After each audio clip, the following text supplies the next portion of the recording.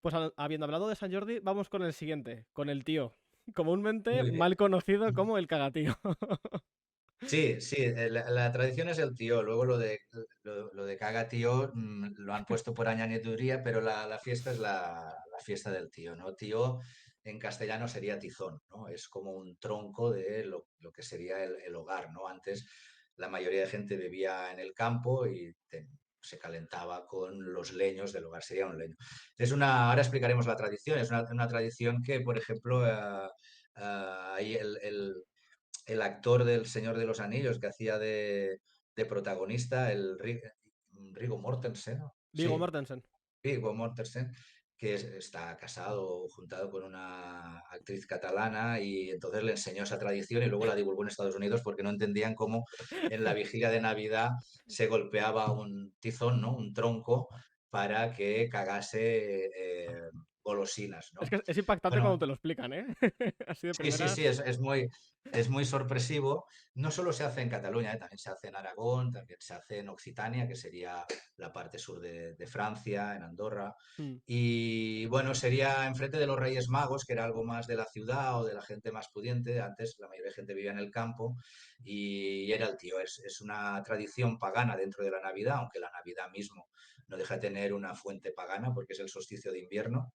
Jesús dicen que había nacido en primavera, pero por cuestiones de adaptar eh, lo cristiano a las tradiciones de la gente popular se pasó al solsticio de invierno y entonces una forma de calentarse era con los troncos, ¿no? Entonces en el campo había un tronco, un tío, un tizón del hogar que se mantenía fuera del fuego y se lo alimentaba para, como símbolo de fertilidad, del solsticio de invierno, de que luego, y luego se quemaba, evidentemente. Ahora en la mayoría de casas de Cataluña, bueno, la gente de campo sí, pero no tienen un hogar, ¿no? Entonces no se queman.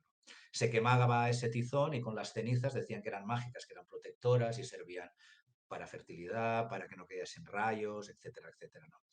Pero no fue hasta los años 70 que en la Fira de Santa Llúcia, que es una feria de Navidad donde se compran cosas para el pesebre, para el Belén, pues a alguien se le ocurrió de ponerle una cara a este tronco y una barratina también, y entonces, bueno, solamente de 50 años que acaba teniendo esta fisonomía, ¿no? Pero la tradición en sí consiste en eso, sobre todo antes la gente de campo, que le decían a los niños que se fuesen a otra habitación a decir alguna oración o así, mientras luego volvían y con un palo tenían que darle tres golpes al tizón, al leño y decir eh, unas canciones en catalán, decían caga tío, caga golosinas o si no te daremos un golpe de bastón, ¿no? Entonces los niños salían corriendo y cuando volvían pues había una manta que cubría al tío para que no tuviese frío y habían pequeños objetos o algún pequeño juguete o sobre todo golosinas a la espera de los Reyes Magos, pero antes los Reyes Magos tampoco se veían y se intuían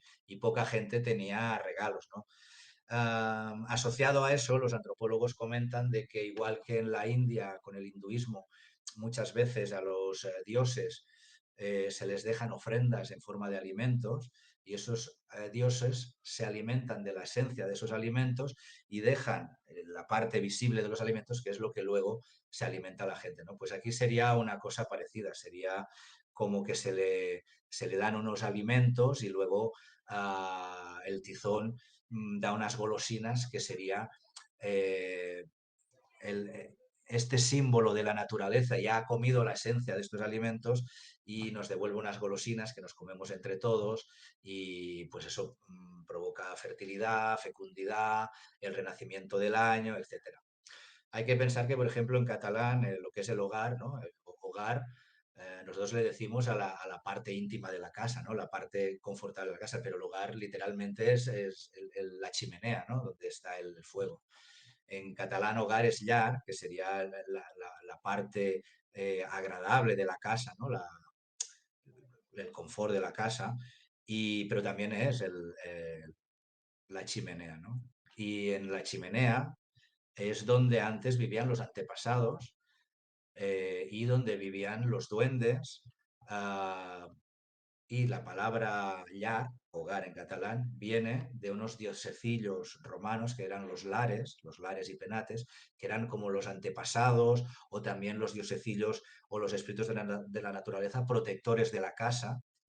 Y esa deformación de esa pequeña divinidad acabando, al menos en catalán, dando el nombre a la chimenea donde la gente se calienta, hace la comida, pero también pone el tío, ¿no? Después de haber hecho todo ese ritual para que se convierta en humo y en fuego, ¿no?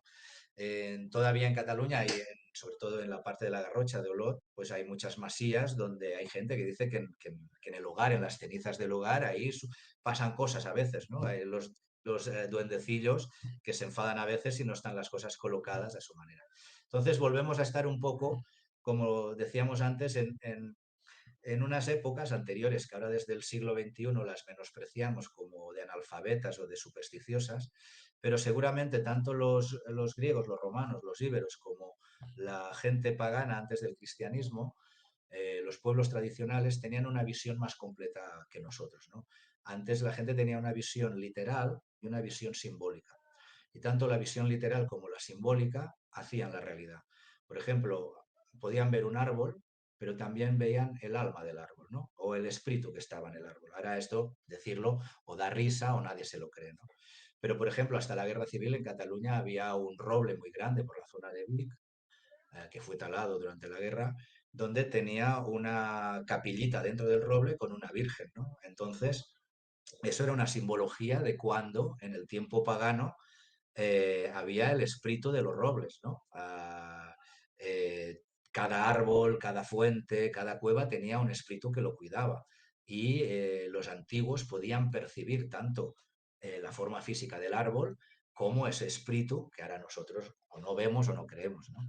Esto un poco sería como la fiesta de los cerezos en flor en Japón, que no es la fiesta de la nación, ni de la república, ni de nada, es una fiesta popular, pero la más importante, y consiste de que los cerezos tienen una flor efímera, pero que cuando sale de una belleza excelente, y entonces los japoneses van a contemplar ese momento de belleza, ¿no? Pero Las claro sakuras, que ¿no? ¿Se están... llaman? Sí, exactamente. Exactamente.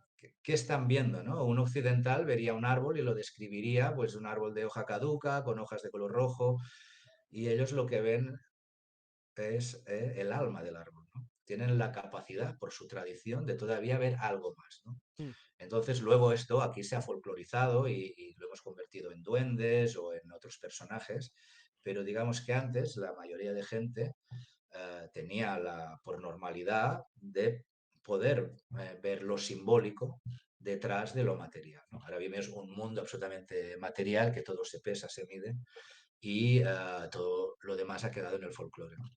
En el siglo XVI había el padre de la medicina moderna, un suizo, en Paracelso, que él comentaba que dentro de cada elemento, del agua, del fuego, de la tierra y del aire, habían como los elementales, que eran como esos espíritus de la naturaleza, él como médico le llamaban elementales, que eran como una especie de entidades que trabajaban dentro de estos elementos para vivificarlos, ¿no? Entonces, todos estos personajes, los hermanos Grimm, luego en los cuentos alemanes los utilizaron y los convirtieron en personajillos folclóricos, ¿no? Y ahí nos han llegado a nosotros, en los cuentos infantiles, y parece que fuera de los cuentos no tuviesen vida, pero eran los espíritus de la naturaleza, los daimons de los griegos, en un mundo donde todos entendían que había un plano material nuestro y había ese plano invisible donde a veces fluctuaban esos personajes. Esa sería la explicación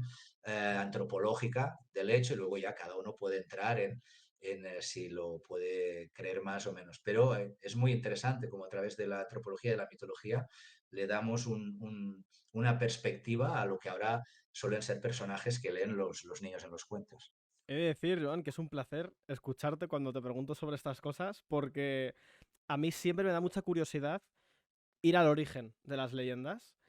Y, jolín, tú das bastante contexto que me hace visualizar fácilmente de dónde viene. Entonces, me gusta mucho Gracias. el saber esto, ¿no? El origen.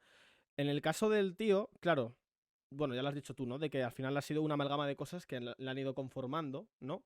Y es verdad que, bueno, lo podemos encontrar en varios sitios. Yo, por ejemplo, cuando fui a Andorra, sí que vi que Ujú. había tíos en un bosque que tenían así como cosas taladas.